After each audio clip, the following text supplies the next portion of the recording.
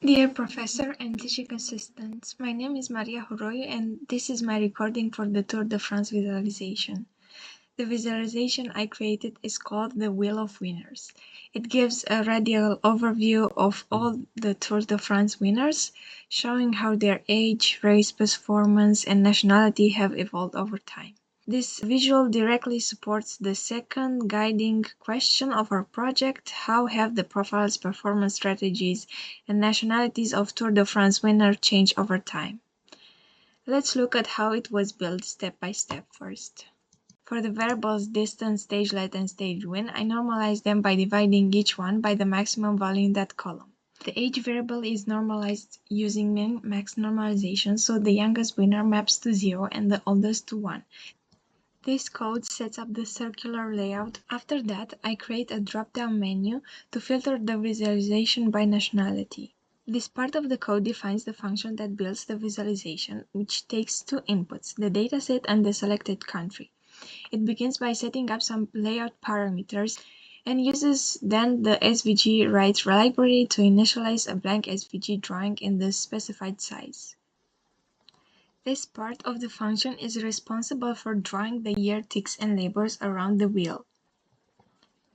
These lines add the year label to the edge of the wheel, placing it at the correct position and rotating it so it stays readable around the circular layout.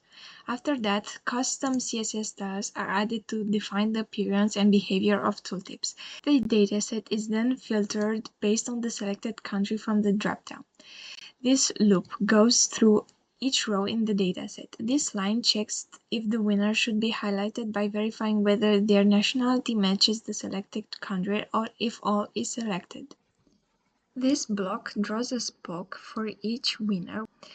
This part sets the position of the tooltip by calculating the midpoint of each spoke and adjusting its angle, alignment, and offset to ensure it appears clearly and doesn't overlap.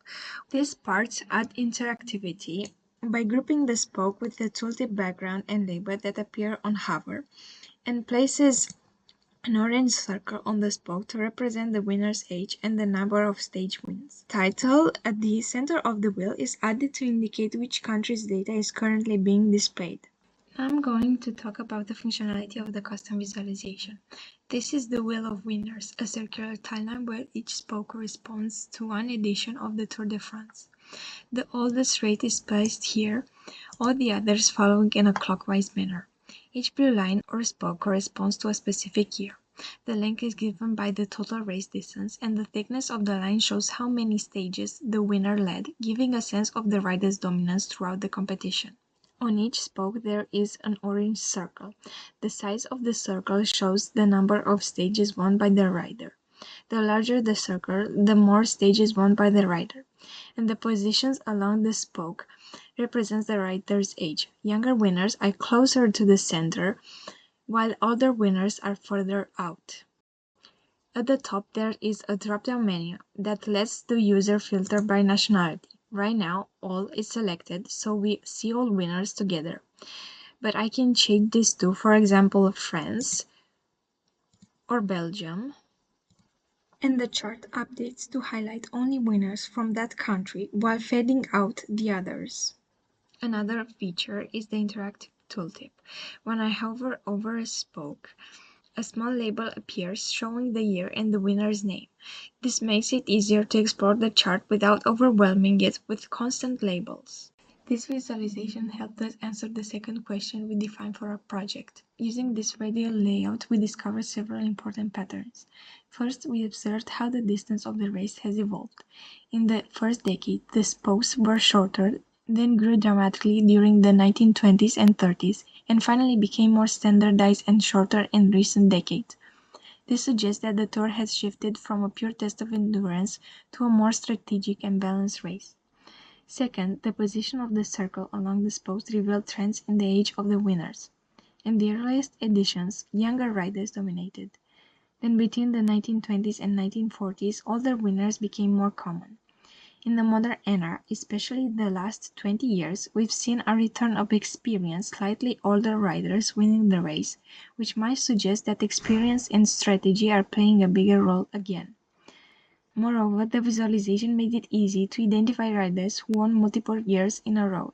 Their circle from a subtle visual strikes on the wheel, helping us spot legends with back-to-back wins. We also used the drop-down filter to explore how national dominance changed over time. Up to around 1985, most winners came from France and Belgium.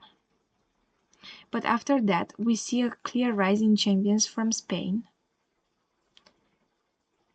the United States, and Great Britain.